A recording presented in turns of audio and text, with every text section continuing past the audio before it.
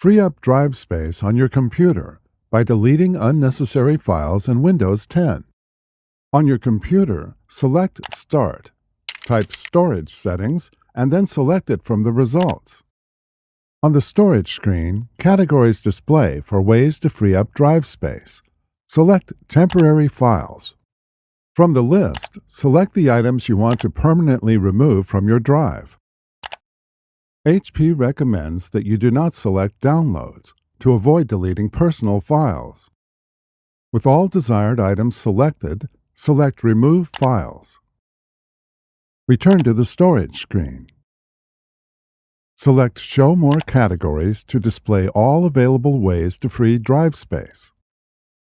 Read the text below each category to determine what actions are available, and then select the categories you want to adjust.